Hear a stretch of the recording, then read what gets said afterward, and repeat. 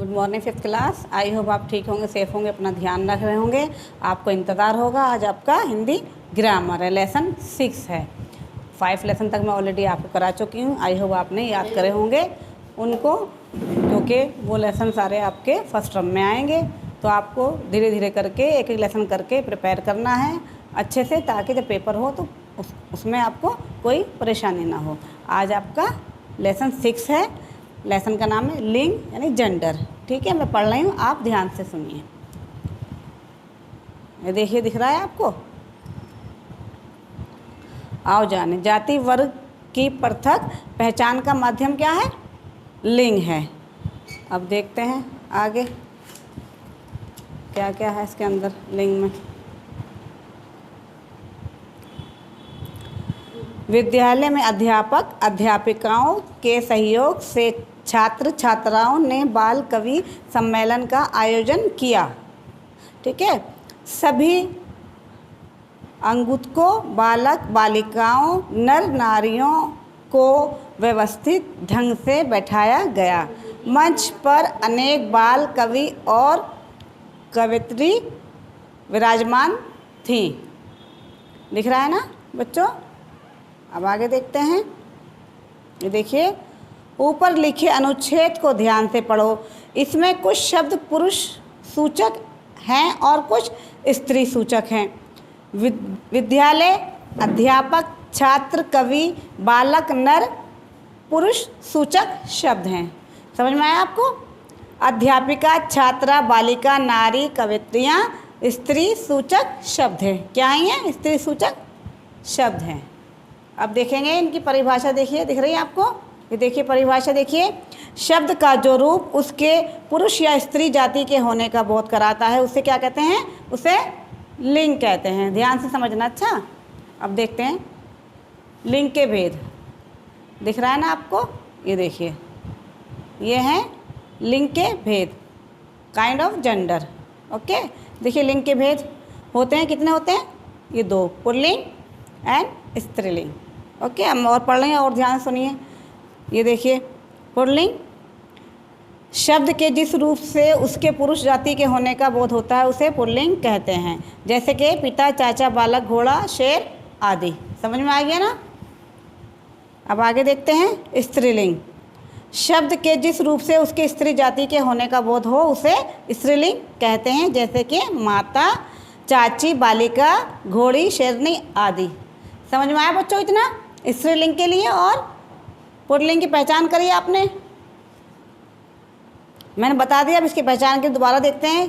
लिंग की पहचान। सजीव वस्तुओं के लिंग की पहचान सरल है। यदि वे पुरुष जाति के हैं तो पुल्लिंग, और यदि वे स्त्री जाति के हैं तो स्त्रीलिंग होते हैं। किंतु निर्जीव वस्तुओं की पहचान कठिन है। लिंग निर्णय के लिए कोई निश्चित नियम नहीं है। फिर भी निम्नलिखित को ध्यान में रखने से शब्दों के लिंग निर्णय में सहायता मिलती है। ठीक है, अभी देखिए पुल्लिंग की पहचान।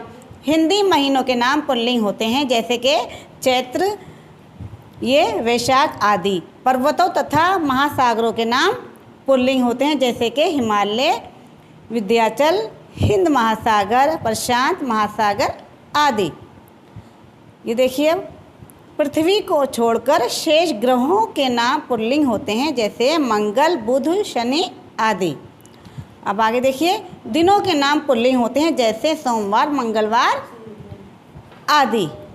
शरीर के अंगों के नाम पुल्लिंग में होते हैं, जैसे दांत, मुख, पेट आदि। किंतु नाक, जीभ, आँख, नस आदि इसके अपवाद है।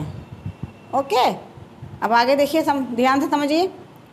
चाय, स्याही, शराब को छोड़कर अन्य द्रव्य पदार्थों के नाम और चांदी को छोड़कर अन्य धातुओं के नाम पुल्लिंग होते हैं।